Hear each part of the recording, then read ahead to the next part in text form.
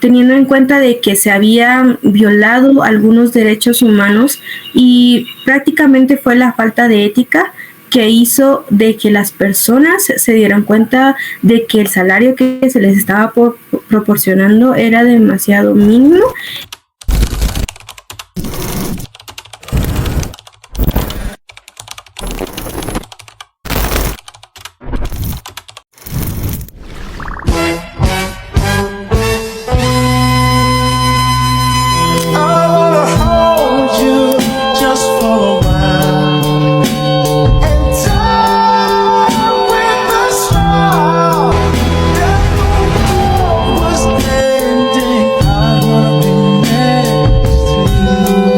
Bienvenidos y bienvenidas a Ética en la Vida Diaria. Hoy hablaremos de una historia real que, aunque ocurrió hace más de 2 décadas, sigue resonando con fuerza. Una historia de encierro, explotación y la lucha por la dignidad humana. El caso de la finca La Exacta en Coatepeque, Quetzaltenango. Para entender lo ocurrido, lo que significó este caso en la historia reciente del país, hoy nos acompañan voces valientes y comprometidas. Tenemos aquí como invitada especial al oficial Álvarez de la Policía Nacional Civil, a Mariana Monroy, una ex trabajadora de la finca y testigo directa, y por supuesto yo, Alison Aguilar, su anfitriona y representante de la Comisión Interamericana de Derechos Humanos.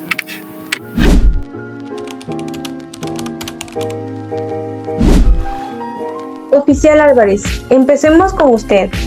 Para quienes no conocen el caso, ¿qué ocurrió en la finca La Exacta? Claro, Alison. La finca La Exacta era una propiedad agrícola en la que trabajan familias enteras, muchas de ellas en situación de extrema pobreza. El 24 de agosto de 1994 se hizo público que 3 trabajadores resultaron muertos y 11 gravemente heridos. Estaban siendo retenidas contra su voluntad dentro de la finca. No se les permitía salir. La vigilancia armada y la intimidación eran constantes. Se trataba esencialmente de trabajo forzado y servidumbre por deudas, prácticas que están totalmente prohibidas tanto en la ley guatemalteca como por los trabajos internacionales. ¿Y cómo cree, oficial Álvarez, que esto se descubrió? ¿Qué acontecimientos pasaron para que se enterara de que había una sobreexplotación laboral hacia los trabajadores de la finca? Claro, con gusto te daré la información. Fue gracias a la denuncia de una mujer que logró escapar y buscar ayuda. Esta denuncia encendió las alarmas de organización defensoras de derechos humanos y atrajo la atención de prensa cuando se realizó la operativa en 1994. Se encontró que las condiciones eran verdaderamente inhumanas.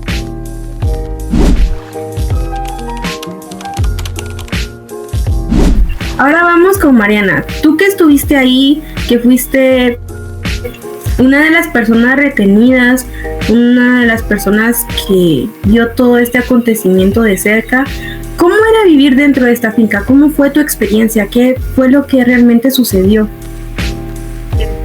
Pues estar en ese momento fue como estar muerta en vida. Yo tenía 18 años cuando llegué con mi mamá y mis hermanos. Nos dijeron que nos iban a dar trabajo, pero lo que no sabía es que nos iban a sobreexplotar en los labores de la finca. Trabajábamos desde las 4 de la mañana hasta que el sol se escondía, cortando caña, lavando ropa, cocinando y etc. Pero el sueldo era muy bajo y no nos podíamos sustentar de manera adecuada.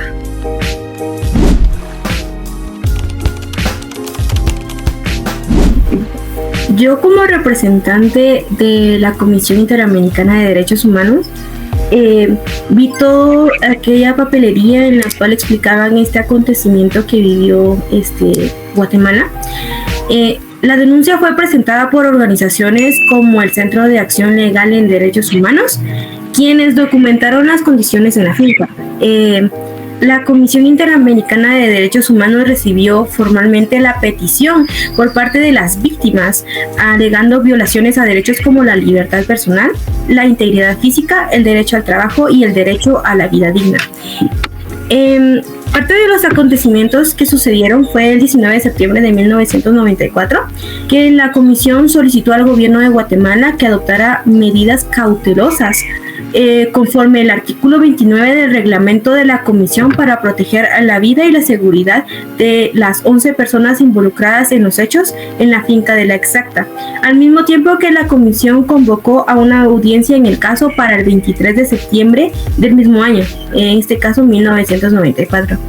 Y al analizar exclusivamente esta demanda, la comisión concluye que el Estado de Guatemala violó los artículos 1, 4, 5, 8, 16, 19 y 25 de la Convención Americana sobre Derechos Humanos, por lo cual las denuncias fueron derogadas por parte de políticos corruptos, los cuales no querían aceptar este tipo de situación que estaban viviendo las personas que trabajaban dentro de la finca, teniendo en cuenta de que se habían violado algunos derechos humanos y prácticamente fue la falta de ética que hizo de que las personas se dieran cuenta de que el salario que se les estaba proporcionando era demasiado mínimo y al mismo tiempo no les alcanzaba para poder sustentarse a las mismas personas.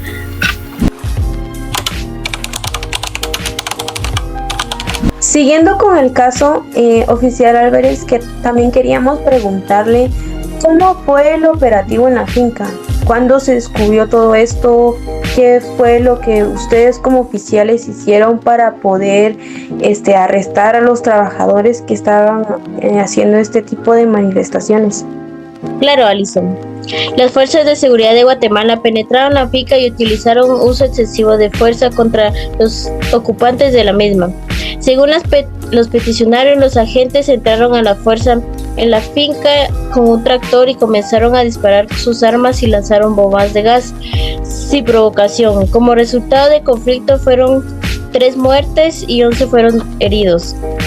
Apenas 2 días después del incidente, el presidente Ramiro de León Carpito sostuvo que el desalojo forzoso de los trabajadores era una medida legal justificada por las necesidades de proteger el derecho de propiedad en un régimen de derecho.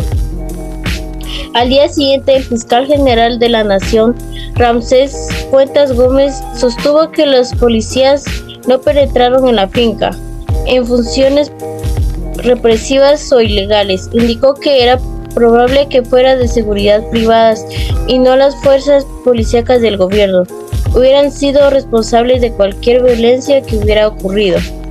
Oficial Álvarez, también le quisiéramos hacer otra pregunta. ¿Usted cree que hubo alguna complicidad local en la cual no se hubiera visto este caso desde un inicio y pues trágicamente hubieron estas muertes? ¿Usted cree que hubieron algunas corrupciones dentro de la localidad? Definitivamente, Alison. Había autoridades locales que sabían lo que había pasado y lo permitieron. El miedo de la corrupción jugaron con el papel importante.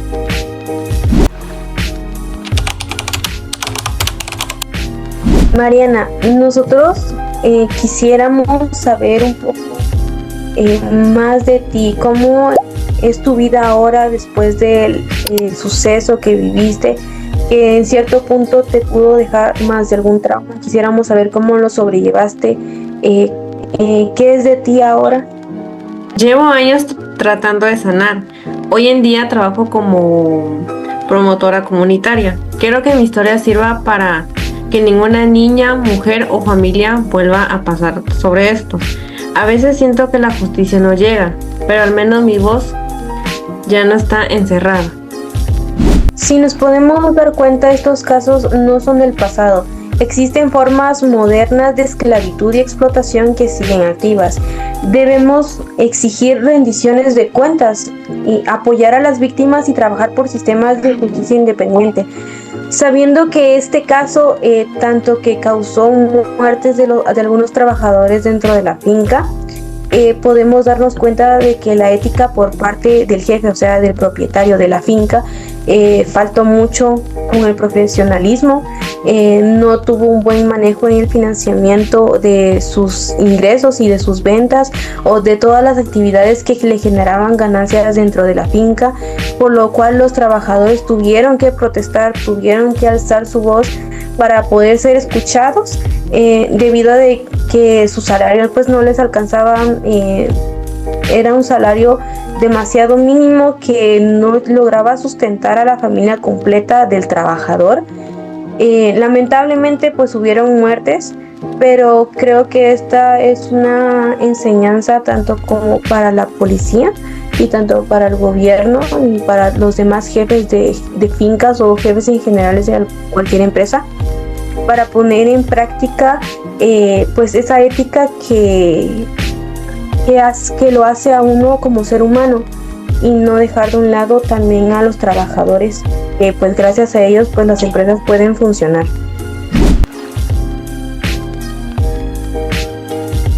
La tierra puede esconder muchas cosas: raíces, semillas, memorias, pero también cadenas. Hoy en este episodio abrimos la tierra de la exacta, para que nunca más vuelva a cerrar sus heridas en silencio. Gracias Mariana y Oficial Álvarez por estar aquí y tomarse el tiempo de explicarnos este caso más a detalle. Y gracias a ustedes oyentes por acompañarnos en esta historia de lucha y dignidad.